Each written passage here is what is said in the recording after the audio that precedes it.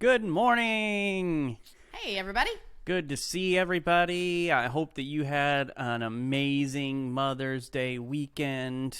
We had a lot of festivities around here. It was a pretty busy weekend, but we made sure that this lady was honored and celebrated. I had the best Mother's Day I've ever had in my whole life.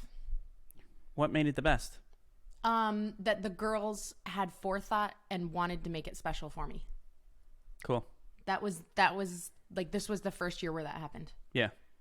So we started the day with Starbucks, went to church, had an amazing home done salad with all the fixings, went and took Mother's Day pictures, went out to Thai for supper. Had a walk on a trail. Yep. My favorite trail. Walk on a trail, and then just hung out, did a little shopping, hung out here at home. Family sleepover in our room. Yeah. So it was a long, epic day for you. It was perfect. Like, I wouldn't have changed anything about it. And the girls got me the very best gift ever. They are compiling a Shutterfly photo book of all of my Mother's Day pictures that we've taken along the way. So we do Mother's Day pictures every Mother's Day with Lysandra and her daughters. So they'll have all the years gone by. Yep. So that's one of our Mother's Day traditions. Be interested to hear what your Mother's Day traditions are. What do you do to make either your mom feel special or the mother of your children? What do you do to celebrate? Yeah. Drop it in the comments and let us know. Maybe it's something that we will want to steal from you or someone else will. Yeah, we love stealing ideas. Yeah, we do it all the time. Maybe it'll be something we could write a blog post about for family meeting. Oh, that's a good idea. Sharing people's different Mother's Day traditions. Give some people some ideas for next year. Yep. Love it. All right, you ready to dive into the episode this morning? I am. Are you guys ready? I think they're ready. They're ready. We're good. Gather round, everybody. It's time for a family meeting. The Family Meeting is a show that's all about family relationships. We're the Osterkamps. I'm Thomas. This is my wife, the most amazing mom on the planet. Beautiful, gorgeous, and a lot of other things. Annoyed. Lysandra Charlene, everybody. Hello and welcome to our family. Welcome to episode 138 of the Family Meeting podcast. On today's episode, we are going to be talking about having mercy in your home. Or I should say, not having mercy in your home. Totally reminds me of Full House. Full House. Yeah, Uncle Jesse. Uh-huh. Have mercy. Yeah, I don't think he means that in the same way, but we are going to be talking about having mercy or not having mercy. So it works.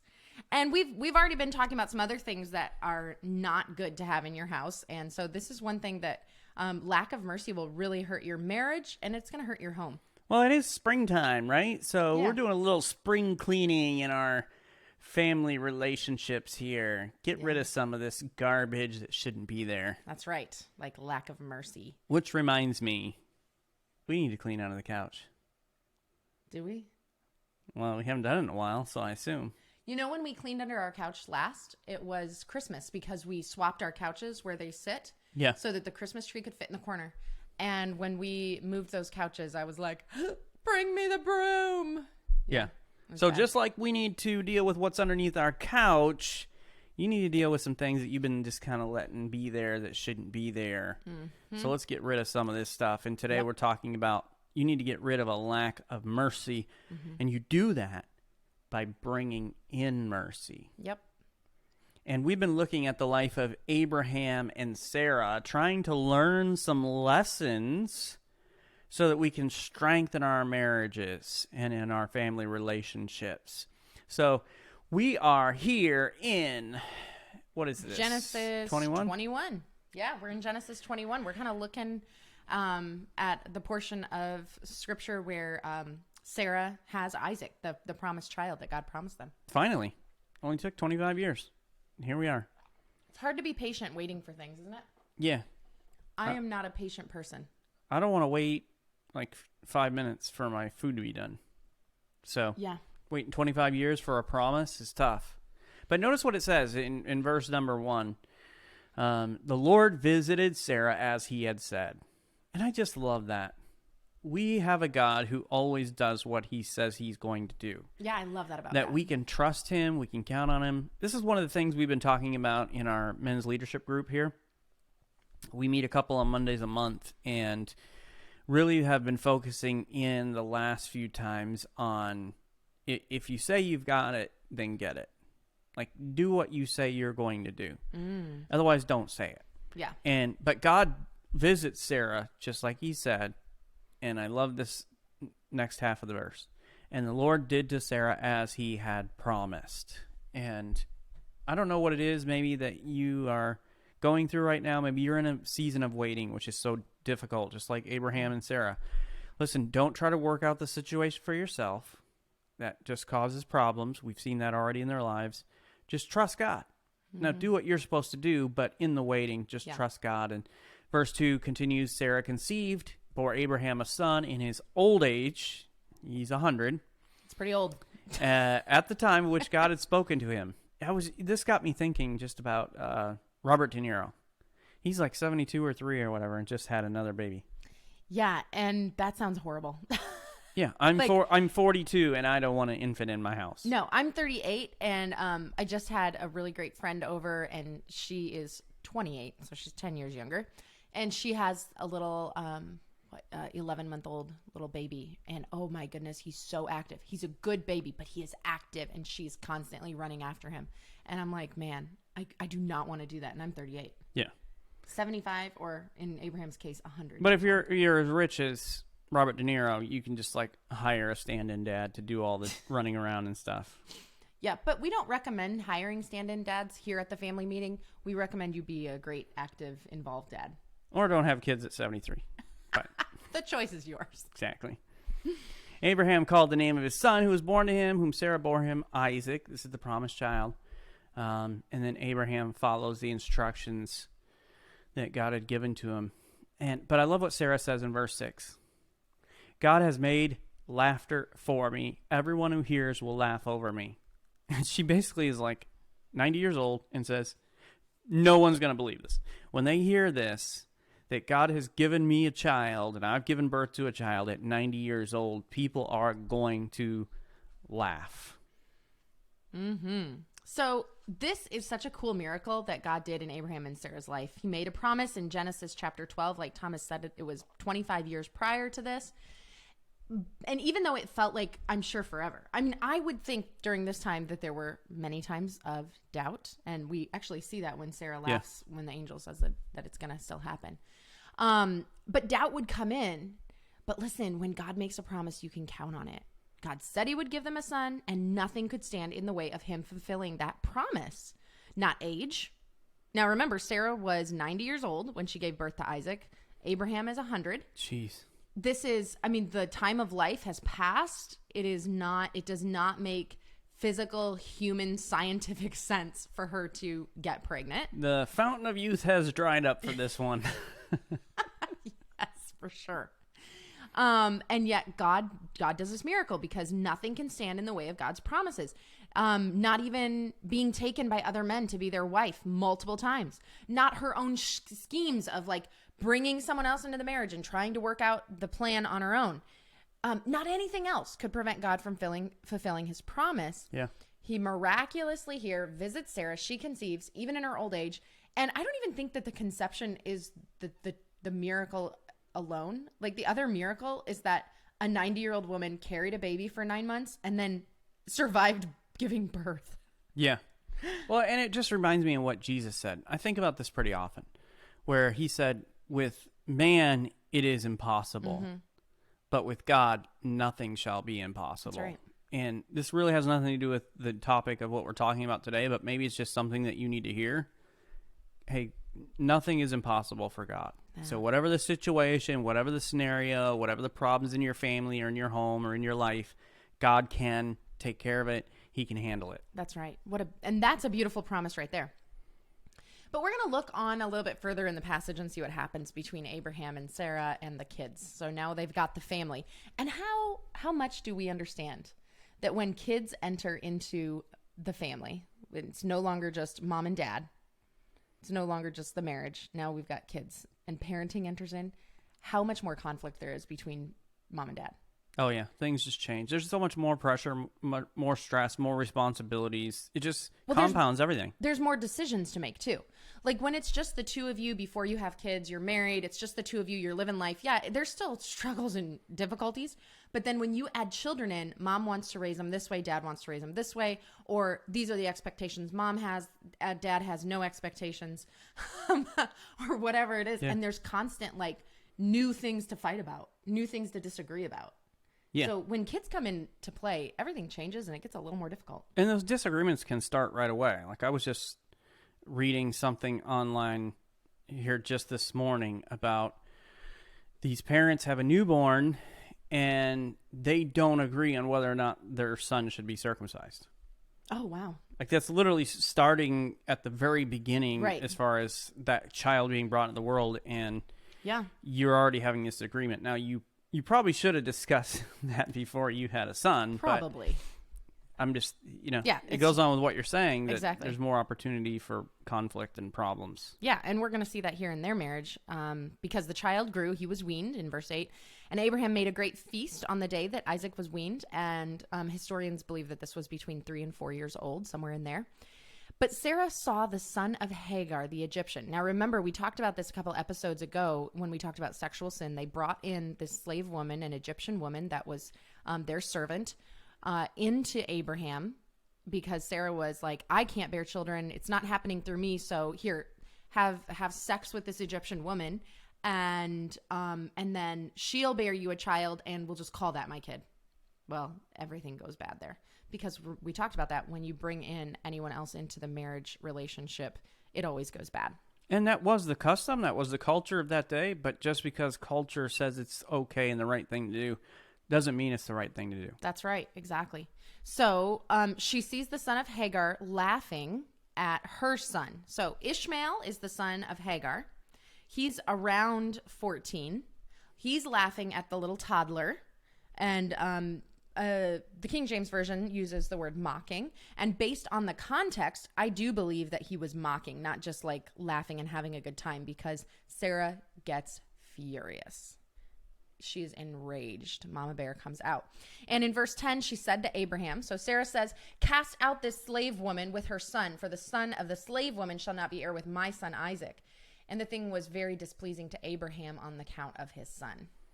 So now the promised son has been born. Sarah's happy, but not long. She sees Isaac's older brother mocking him and becomes angry.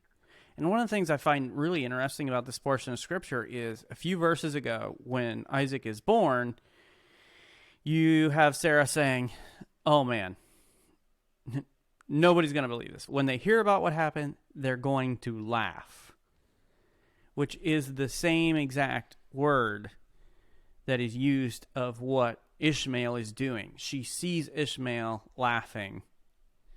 And, sometimes I was thinking about this. Sometimes, even though we know what's going to happen, that doesn't make it easy when it happens. So true.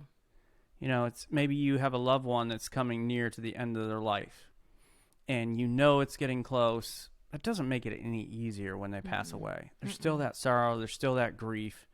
Even though we know, hey, something we enjoy is coming to an end, when it comes to an end, that's still tough. Yeah. For me, it's thinking about, like, the kids starting to leave the nest. Yeah. Catherine is 17. She will be graduating next year, even though the plan for her is to stay here at home and go to community college while staying here at home, at least for the beginning of her degrees and things that she's pursuing. Like, just the fact that it's that season is the next season. And I'm trying to emotionally prepare for it, but the truth is it's still going to hurt when it happens. It's still going to be hard. Yeah. I'm not going to like it. No, not at all. So she becomes angry, just absolutely irate, and she has no mercy for Ishmael at all. No issue for Hagar. And you know what? You think about what this kid does. This kid is being a kid. Kids tend to do this, especially siblings. Mm-hmm. They mock, they make fun of, they bicker with one another, they know how to push buttons and get us upset and irritate and all that kind of stuff. It makes me think of those siblings who are, I'm not touching you, I'm not touching you, and it's like they're right next to you but not touching you. And so not that it's good behavior, but that's pretty much standard in most homes with siblings. Mm-hmm. So should we let that continue? No. But it's nothing out of the ordinary of what happens in families. It's the kind of stuff that we're supposed to teach and train out of our kids. Like, we're supposed to teach and train them to be kind, even though it's your sibling. Yeah. So he's mocking his younger brother now. And this got me thinking, Lysandra, can you remember being made fun of as a child? Oh, yeah. Specifically by my brother, my older brother. Like, what kind of things would he say to you? How would he mock you? He would tell me that I was adopted, that I wasn't a real Gilchrist. Did you ever verify that? Well, I definitely went to my mom and was like, Jesse said I was adopted. And she was like, no, you weren't adopted. And then he got in trouble. Yeah, but did you get actual proof that you weren't adopted? No, I did not. So he might be telling you the truth. I guess it's a possibility. Not according to my parents, but no, there's no documentation. Okay. You might need to I would just suggest maybe doing Me23 and just checking out the DNA to see. Because of how my brother made fun of me when I was a kid. Yeah, but I'm just saying family. It's not out of the ordinary for somebody to tell you they're your kid and then you end up not being their kid. Well, just because it happened to you doesn't mean it's going to happen to everybody else. Yeah, but I'm just saying it could happen. What about you? Did you get made fun of as a kid specifically by siblings? I don't remember being made fun of, really. Like, we would get after each other. We'd fight and just those sorts of things. All right, wait. I was typically the one who made fun of people. That was my next question is, do you remember making fun of your brother and So, yeah, sister? I would typically make fun of people. You were the bully. You're the bad guy in the story. I am. It just goes to show you, like, women love bad boys. It's true. I do. What you going to do? What you going to do when that bad boy comes for you? I fell for the bad guy. So yeah, kids make fun of kids. Siblings bicker, they fight. We get that. But we do believe in protecting our children, including from our other children. And sometimes this is something we need to think about. When your kids are picking on your other kids, there are times when you need to step in. Sometimes, yes, they can handle themselves or it's a situation that they need to learn to work out. But oftentimes, I personally like to step in and I like to protect my daughters. There was a name that our two older daughters had for our third daughter. And it was a fairly accurate name. And I'm not going to say it because I don't want to do that to her. You don't want to put that out in the world? Nope. All right. I don't mind doing that. So no, don't. I'm just kidding. I outlawed the name. They were not allowed to call her that because it was too close to home and I was really afraid it would stick. And so they weren't allowed to call her that. But we always said no name calling. You call your sister her name and that's it. But I remember like we had a friend and we would go over to her house a lot and her older brother would pick on her and tease her relentlessly. Yeah. And it wasn't like stuff that was untrue. It was too close to home. And I think you know what I mean by that. You know, if you're teasing somebody about something that's not even close to reality, then it can be funny and it's just a joke. When it's too close to home and too true, it's very painful and hurtful. And that's especially when it's like something about your parents or something that you can't really do much about. Yeah. Yeah. Something you can't change about yourself, you know, or whatever. And that's what this was. And the parents would not stop the teasing, the abuse. They would not. In fact, they would chuckle and they would sometimes laugh. I remember witnessing it. And she is really, truly still scarred from that. It's really a trauma that she can't seem to get over. And it is affecting her currently as an adult. She's one of our peers. And so even at our age, it's something that's still really bothering her. I'm happy to say that she's in therapy to help get over that. But her parents should have stepped in. Like, there's no doubt in my mind that they should have stepped in and said, you're not going to talk that way to your sister. Stop it. Leave her alone. And protected their child, even from their other child. So one thing that we as parents are supposed to be teaching our child is to have mercy on their siblings. You know, teaching them not to say things that are hurtful, not to retaliate, and so on and so forth.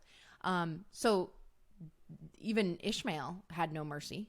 Sarah had no mercy for Ishmael. It's just like a mess in this house. And when we talk about mercy, we're talking about withholding from somebody what they truly deserve. So, as parents, as Lysandra mentioned, I mean, we should be teaching mercy. Mm-hmm. And there are all kinds of opportunities every single day to be teaching mercy. Oh, yeah. And as we see in verse 10 here, though, there is no teaching or correcting behavior. It's just Mama Bear comes out and she's like, "No, you're gone." Which I totally, like, I get that. Like, when you're dealing with the people that you love, we're often very protective. So I'm definitely most protective of Lysandra and the girls.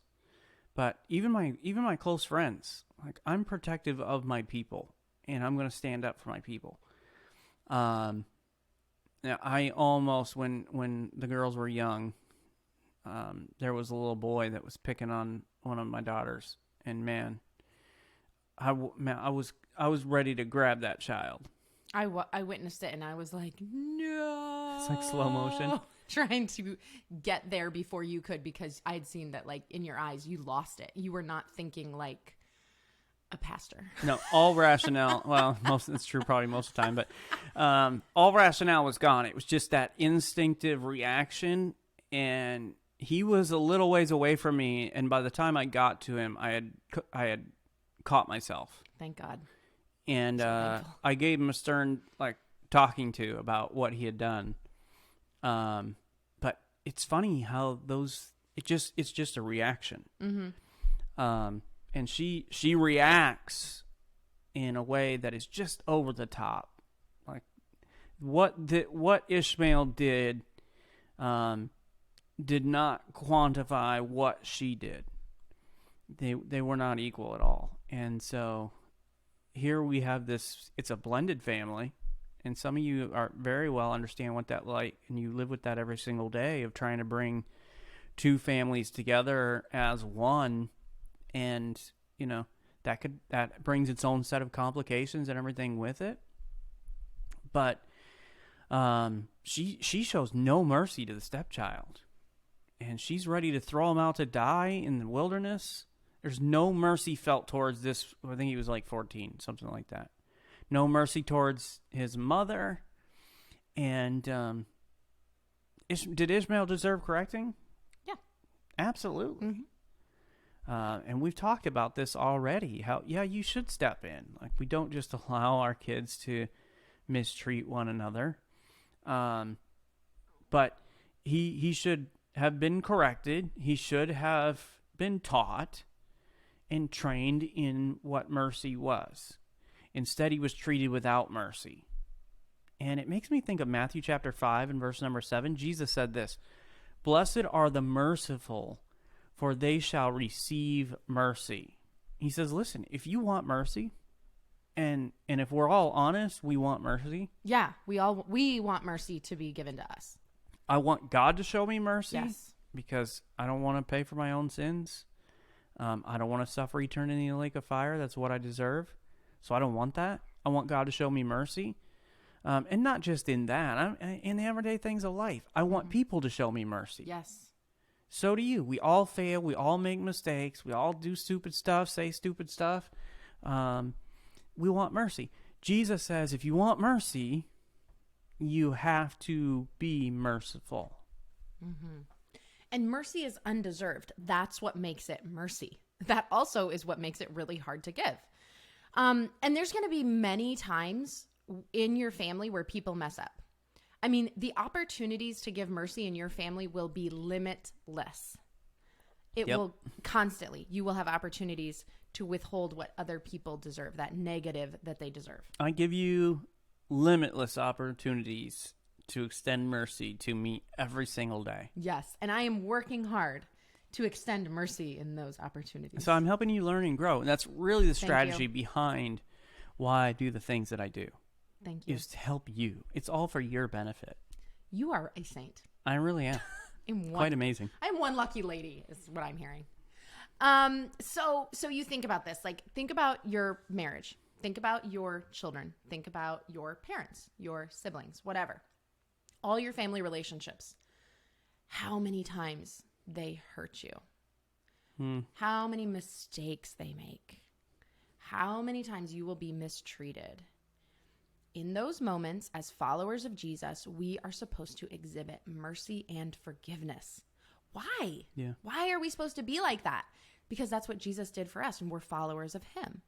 So take a look at Luke chapter 6. I love this portion of scripture because this is Jesus talking here, and he is trying to explain to us what mercy really is. So here he says in 32, if you love those who love you, what benefit is that to you? Even sinners love those who love them. Yeah, it's like the most basic thing. You're nice to people who are nice to you. You're good to people who are good to you.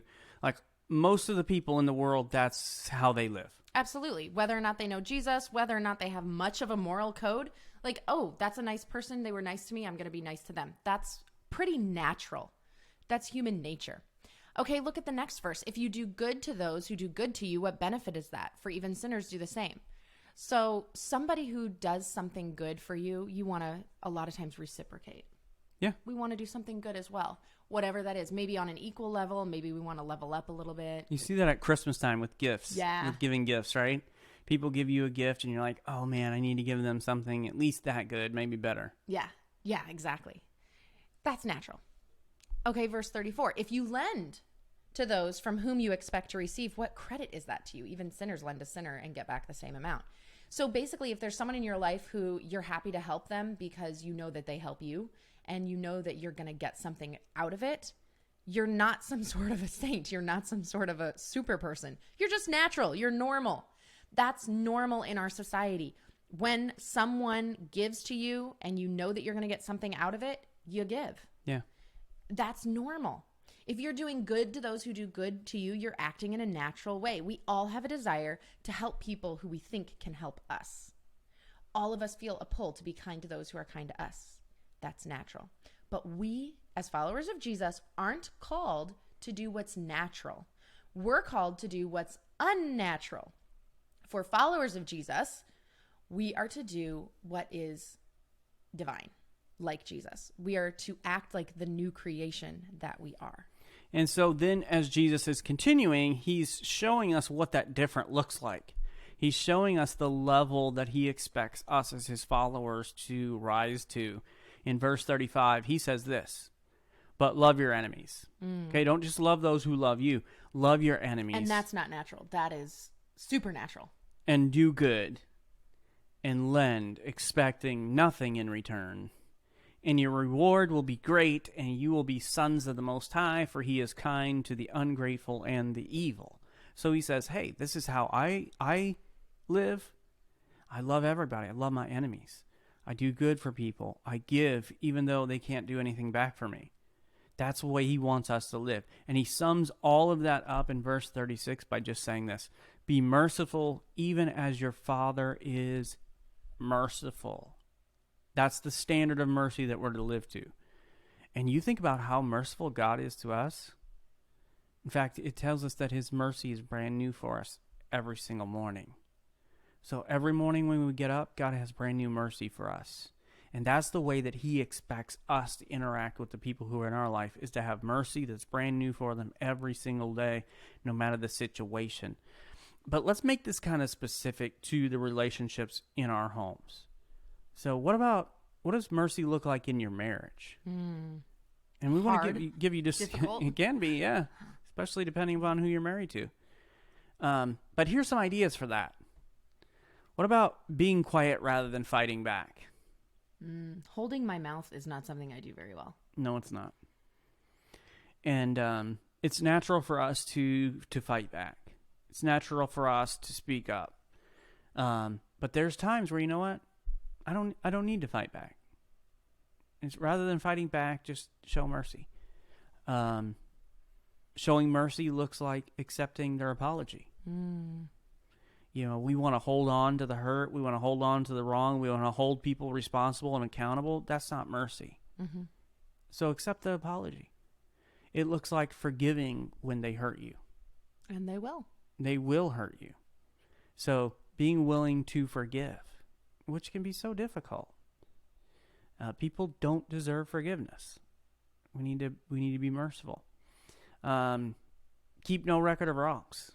It's the way that 1 Corinthians 13 describes love. It doesn't keep record of wrongs. So rather than keeping record of those wrongs that your spouse has done to you, you know what? Now I'm going to put that list away. Help them when they don't help you. And we often have this kind of scorekeeping mentality. And we've known couples who do that, literally keep score. Like when she gets something, then he needs something of equal value. When he does something, she needs to make sure that she does something as well. But rather than doing that, hey, help them out, even if they don't help you out. What about this? Don't point out their flaws. That's difficult. And we're so good at pointing out the flaws in other people. Yeah, but we don't like it when they point out our flaws. No. Let go of their mistakes. And that goes along with keeping no record. But just, hey, let it go. And here's one. Never say I told you so. Wow. That's mercy. Yeah. Because really, oftentimes they deserve to hear, I told you that. That's what I said. What happened? You didn't listen to me and you did it anyway. And it's like, they deserve to hear that. But giving mercy says, I'm not going to say that. I'm just going to be quiet. And it feels so good to be able to say, I told you so. Oh, I love saying we I told you so. We love saying, I told you so. But mercy holds that in. I'm not going to say it. Yeah. Because it's not helpful, right? It's not helpful. It's just our pride, our own ego. Yeah. Okay, so how can you show mercy to your children? So those of you who are listening, you have children maybe, whether they're adult children or children still in the home, you can extend mercy to your children at all ages, and we need to. How about this one? Don't yell at them when they make you crazy. And for some of us, this is not a short drive either. Yeah. Kids can make you crazy, no matter what age they are. They can just drive you crazy, and you just want to yell at them and be like, why aren't you listening to me? Or why would you do that again? Or whatever. We have one of our daughters that seems like the only time she wants to play with the dog is when I'm sitting down trying to relax. And those of you that know Coconut, know our household, Coconut, I'm his person. So typically wherever I am, Coconut is. And it's like it feels like every time I go to sit down to relax, then she comes up and that's when she wants to get the dog riled up. Like and barking. Yeah, and get noisy. And I'm just like, can you not? Like, there's plenty of other times where I'm not just like sitting here trying to decompress, that you could play with the dog. And it just feels like, I'm not saying that it's always that way, but it just feels like most of the time when I go to sit down, that's exactly the time she chooses to. So what would mercy look like in that situation, Thomas? Is to, there are times, and there are times where I just let it go and I just let them play. That is merciful. Merciful is just like letting it go. What do you usually do? I usually, and no, I don't yell at my kids. No. At least I haven't yelled at my kids in a long time. I agree. There are times where I talk sternly to correct them, but I don't yell at them. So there are times where out of frustration, I tell her, like, can you stop? Yeah. So sometimes my tone is not always right. It's more like sarcastic. Like, seriously? I just sat down. Yeah. Yeah. Okay, how about this? Don't call them names, even when they're true. I mean, because like sometimes your kid is just being a snot. And you just want to be like, you're a snot. And that's putting it mildly. Yeah, I'm being nice, aren't I? Or you're a brat or whatever. Or you're such a liar. You know? And those things might actually be true. Yeah. They might be true of your child. But mercy says, I'm not going to call them that. I'm not going to say that. Even as adults. Mm-hmm. You might want to say like, you're terrible with money. You are such a fool. Even if it's true, mercy doesn't say it. Forgive when they hurt you. And this applies to all ages of children. Little children hurt you when they say, I hate you, or they embarrass you in public, or whatever. They hurt your feelings. Older children can hurt you by the way that they treat you, or they don't want to be seen with you in public, or whatever. Adult children can hurt you because they don't spend time with you. I mean, any age, and there's multiple of other examples. And they know how to do it. They know how to hurt you, or they do it on accident. Yeah. Sometimes it's carelessness. Sometimes it's very well thought out and planned. Right. So forgive them when they do that to you. Forgive them when they embarrass you. And I think about the fact that I was that mom in the grocery store that everybody stared at because I was the one pushing a cart with a child screaming at the top of her lungs. And I'm just like casually smiling, putting things in my cart like nothing's happening as everybody stares at me. And that is embarrassing. You have to forgive them for that.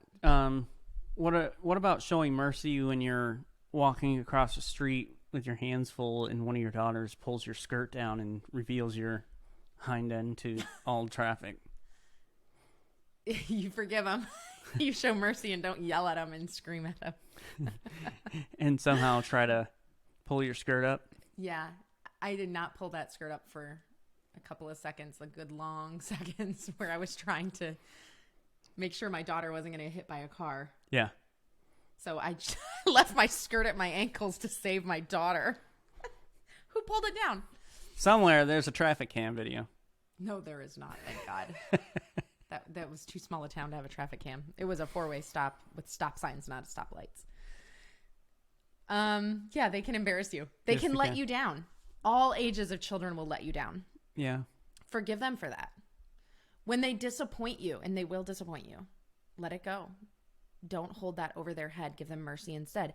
Accept them as they are, who they are, how they are. Accept them who they are. Now, we're not talking about not correcting behavior, so don't take us to the opposite extreme. Right, yeah. We believe in correcting our children and training and all of that. That's what we're about. But accepting them as who they are made to be, their personality, their style, accepting them. Allowing them to fail and still love them is merciful. They're going to fail. Allow them to fail, and you love them through it. Be kind when they are not kind to you. Your children will not always be kind to you, and you have an opportunity to give them mercy by being kind when they don't deserve it. Help them when they don't deserve your help. There will be many times when your children don't deserve your help because they haven't treated you right. They haven't pulled their weight in this situation or whatever. Help them when they don't deserve it. That's mercy. And one of the things we've been talking about in this episode is taking an opportunity as parents to teach your children mercy.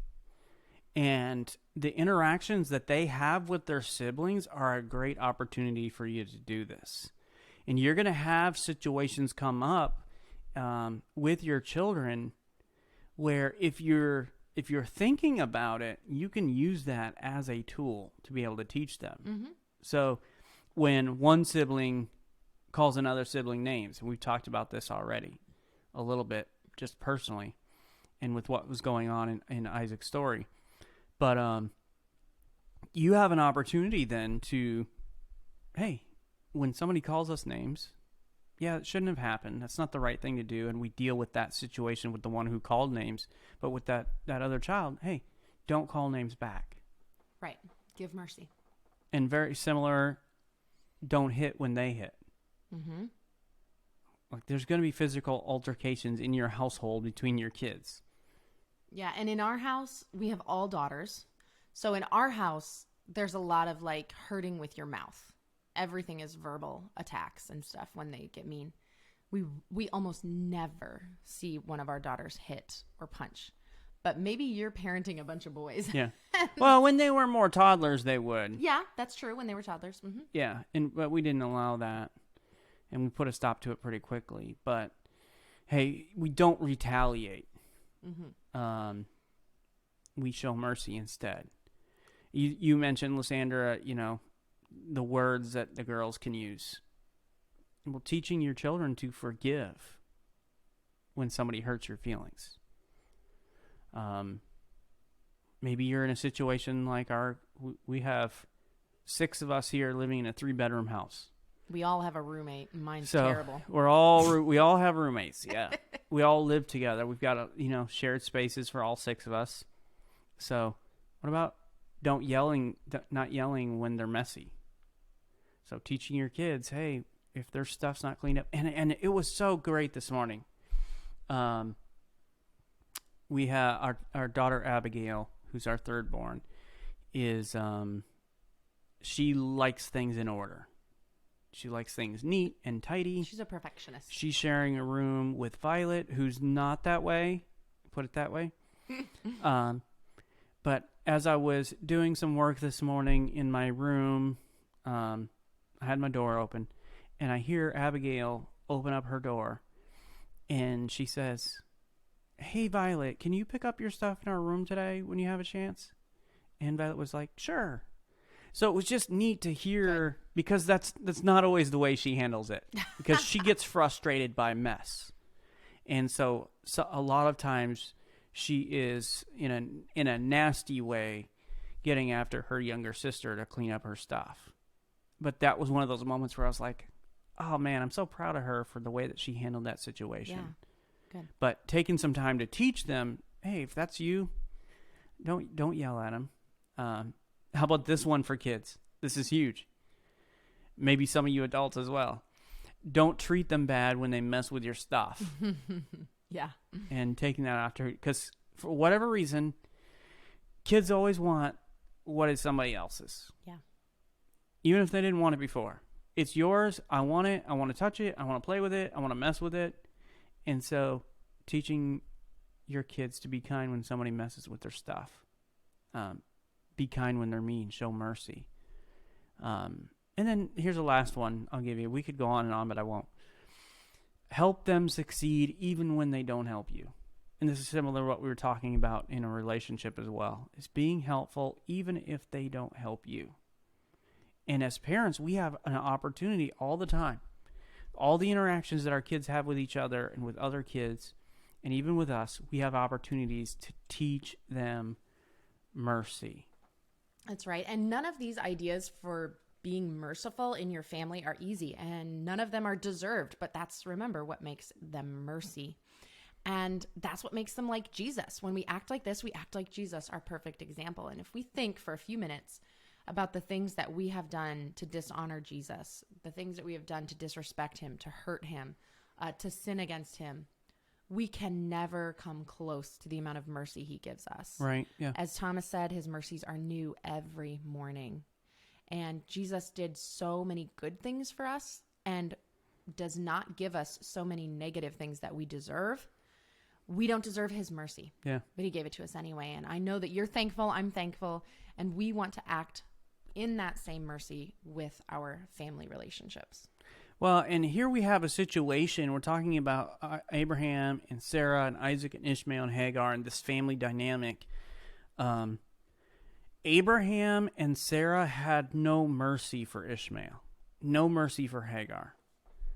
But even though they didn't have mercy, God had mercy on Ishmael and on Hagar. And maybe that's the situation you're living in right now, is where, man, nobody gives me mercy. Like every wrong thing that I do is called out. Every wrong thing, every mistake is magnified.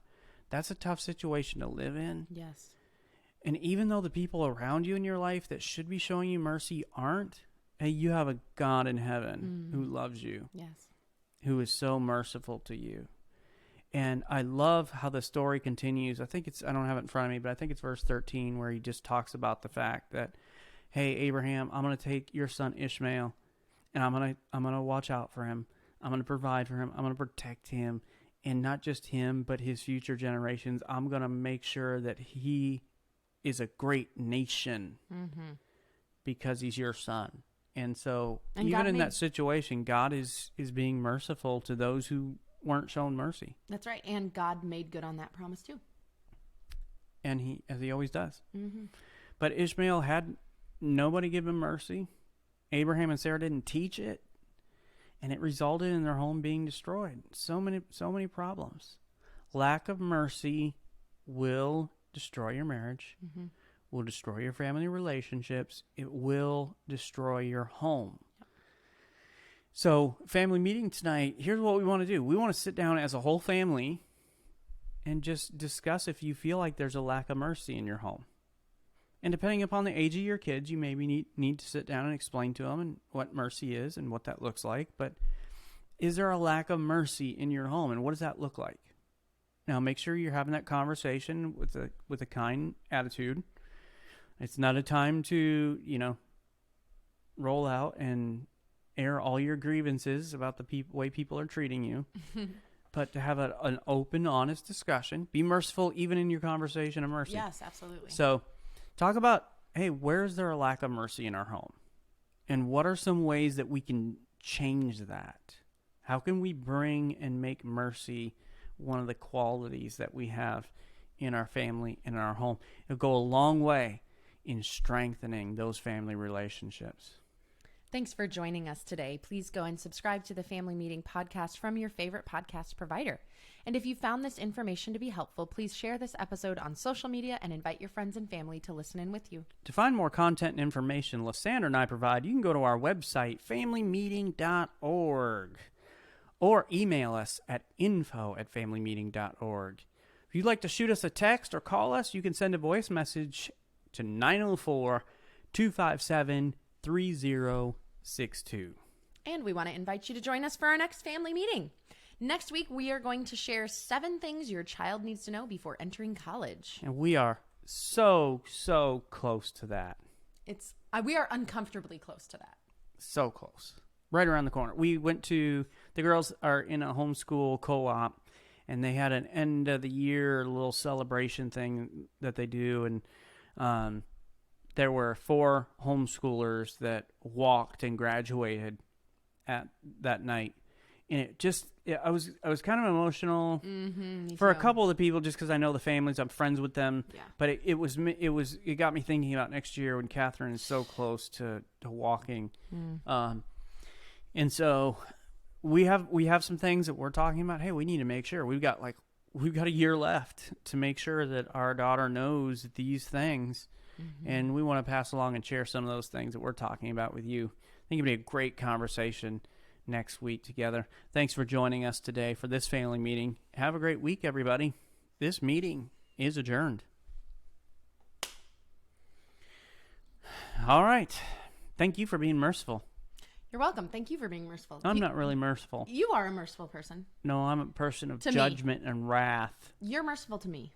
I have become more merciful in the last 20 years. I didn't used to have mercy at all. That's true. He was one of those, you get what you deserve. You made your bed, you're lying in it. All justice. Yeah. All justice, no mercy. All justice, yeah. I was all mercy, no justice. Yeah. We've both kind of come a little bit toward the middle. I would say that I err on the side of mercy now, when I didn't do that before. Yay. So, growth is possible, even for you. Women, you can change your husband. That is so true. You can. Women have great power. Yeah, just keep on working on him. So, chisel away. Hope you guys have a great week. It's been good spending some time with you. Thanks for joining us. Bye. Later.